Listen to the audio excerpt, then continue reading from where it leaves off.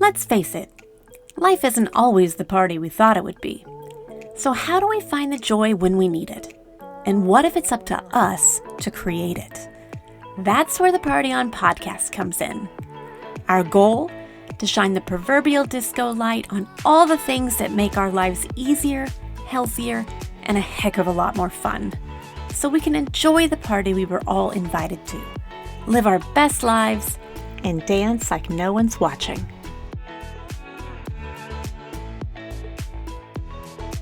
Hey friends, welcome back to the Party On podcast, the place where we celebrate the everyday, look for joy in ordinary moments, and remind ourselves that life is way too precious to spend waiting on someday. I am so glad you are here. We took a several week break. Am I the only one, or has this summer been just absolutely crazy? I cannot be the only one. It has not only just flown by, but it has been jam-packed, full of so many things and so much goodness, and also so much difficulty. July is a really hard month for me. If you guys get our emails from the Festive Farm Co., I just did a whole email on grief and the grief that comes around this time of year for me. And it's hard to get through. It's hard to get through. So I want to acknowledge that the busy is both good and bad, and I am grateful for all of it. And here's the thing about July. I, because of what I just said, have a complete love-hate with it. Not only does it bring up some particularly difficult memories for me, and I have to sort through that grief, but it's also where I kind of feel like the wheels fall off for the whole beginning of the year. You have all these New Year's resolutions and you have all this energy. And then I feel like we get to June and July and we've made it, if you're a mom, we've made it through the school year. And then summer is just, the heat starts to beat you down. You start to get tired. You start to kind of start fumbling blindly through things. And before you know it, it's July and we're just like, where am I? What day is it? And all of a sudden we're suddenly getting ready for back to school. So I have a love-hate with it for two reasons. One, we've established the hate. It's a difficult time of year for me grief-wise, and also because the wheels come off, and I am one of those people who likes order. Not all the time, but, at least some in my life is good, and I feel like it goes out the window in July. But the reasons I love July are also for that same reason, because by the time we get to July, the reason the wheels can come off is because all the pressure is worn off. The vision boards have been tucked away. The planners have blank pages in them now. We've maybe forgotten about the gym membership that hasn't been used as much as we hoped.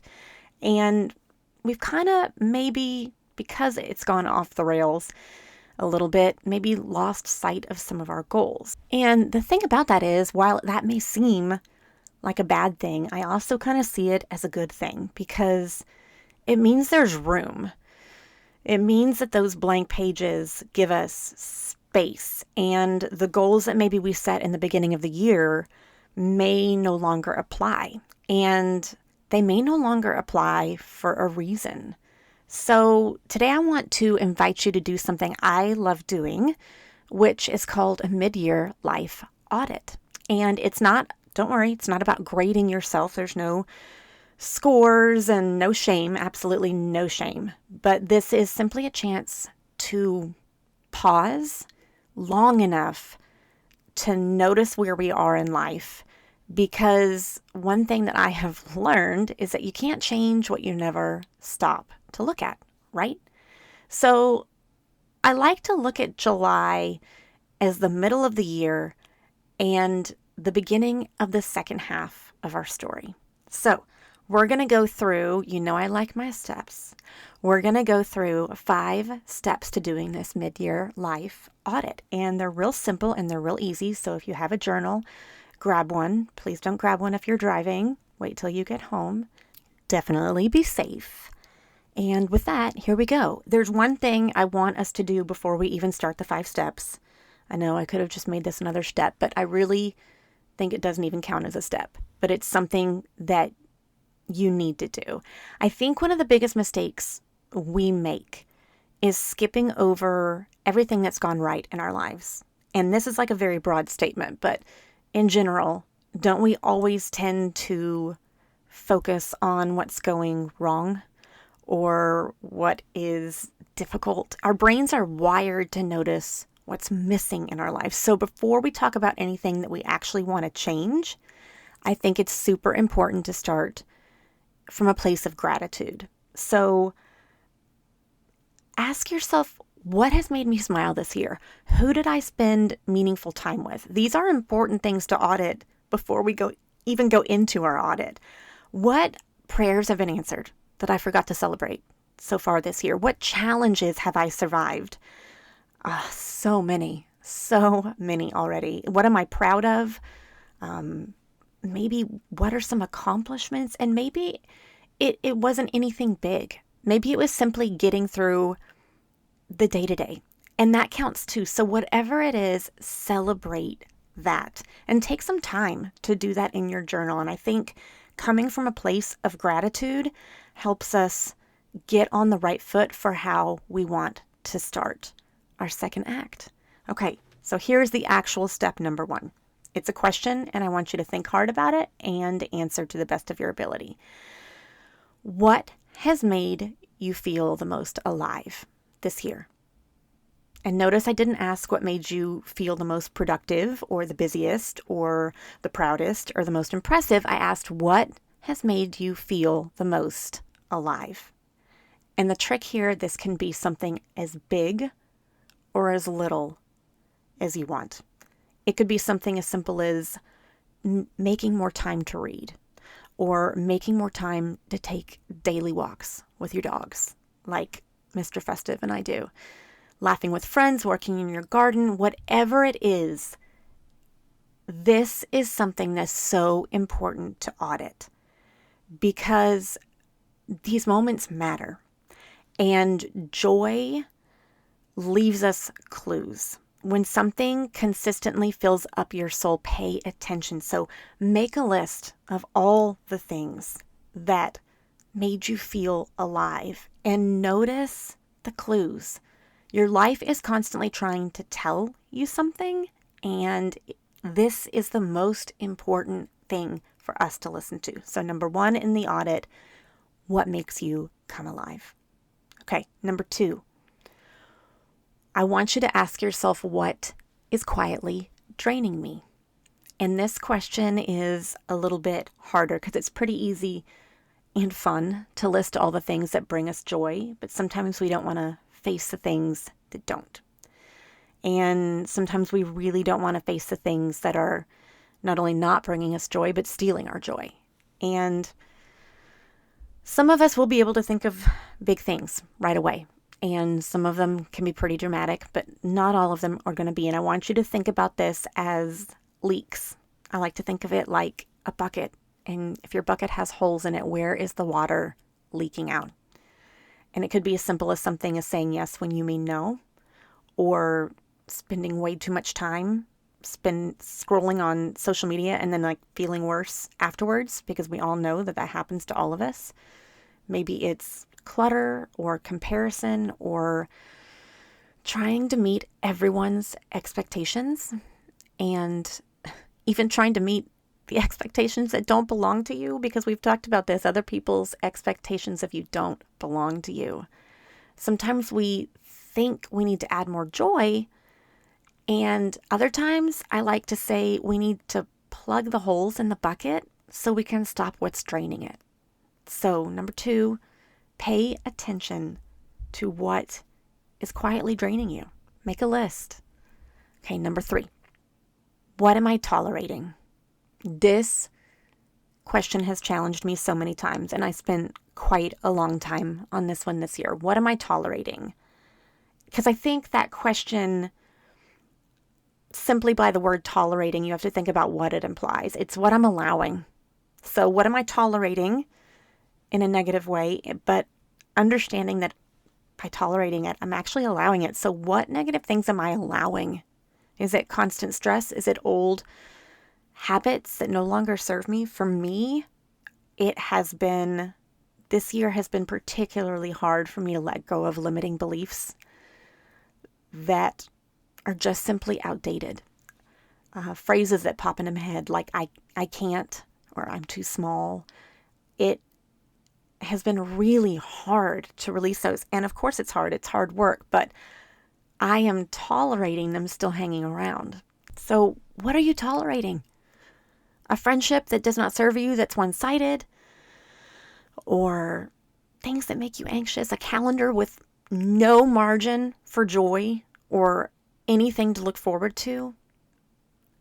And we also have to look at why we tolerate things. Sometimes the things we tolerate, we don't even know we're tolerating because they become such a part of our everyday life, they become invisible because we've lived with them for so long. For me, my limiting beliefs that I've been struggling with this year, they have been around since I've been 2 or 3 years old.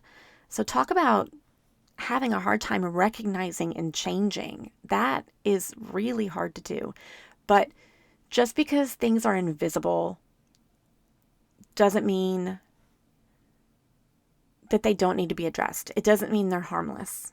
It doesn't mean that they get to just skate by not having been looked at. Sometimes the things that we're tolerating are the most important things to look at. So, number 3, what am I tolerating? Number 4, and I love this one because I just think it's more fun to look forward instead of back. And that tends to be more joyful for me. But 4 is, who do I want to be by Christmas? Because forget New Year's resolutions. Let's dream about December. December is one of my favorite months. I think we all know that I'm festive. Look, there's reasons to be festive in every month, but I digress. I love me some December. So when Christmas arrives, like the end of this year, we still have time, you guys. When Christmas gets here, who do we hope that we're going to become? Not what have we brought to the table, not what we've accomplished, but who do we want to be by the end of this year? And I think it's really important to use adjectives here. You can get as specific as you want to. If you want to say, I am in this job, I am in this relationship, and I make this amount of money, go for it. I love to use adjectives. Am I calmer? Do I see myself being calmer? Is that what I really want for the end of this year? Am I more joyful? Am I more generous? Am I more rested and more connected? For me, I want to be someone who laughs more freely. I have been so good about that this year. And thank goodness, because last year I was not. So I have really focused on my joy and focused on my laughter and focused on the things that seemingly may be ridiculous to someone else that just bring me so much joy. And I love this question because it shifts our focus from achievements to transformation. And just the question alone makes us realize that we get to call in something different for the second half of our year. And we can make progress and wind up somewhere completely different than we are now, especially if we don't like where we are now. Okay, number 5. Choose one thing. This is one of my favorite hacks. And I like to do this at New Year's too, because have you ever heard the explanation that our brains are like a flashlight? And they can really only focus on one thing. I read an article that talked about how multitasking is a myth, which baffles me because I feel like I can multitask pretty well. But the point of the article was, even when you think you're multitasking, you're not. Our brains are like a flashlight, and they shine on the one thing that we're doing, the one thing that we're thinking about. So I like to use this trick around New Year's, and I like to use it now for the mid-year audit. Choose one thing. So if we try to change everything, we're going to change nothing. If you try to say, okay, by Christmas, I want to change the diet, the exercise, the budget, the house, the relationships, the schedule, it's just not going to happen.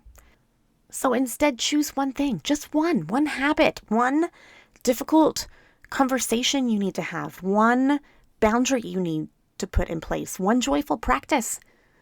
Small isn't insignificant. We have to remember that. Small, I think, is sustainable. And sustainable is how we change our lives. Like one step at a time. And that's the best we can do. You guys, I love these 5 steps. I tend to do them every year when I'm journaling, and I didn't actually have titles for them until I sat down and kind of wrote out my process and said, what is it that I'm actually doing? What is it that I actually feel called to do every July when it feels like life is going off the rails? And again, I just love the invitation to do it, because we see life going off the rails as a bad thing. But again, maybe when life goes off the rails, what it's doing is giving us space to figure out how to get the train back on the tracks. So before we finish today, I want you to remember something.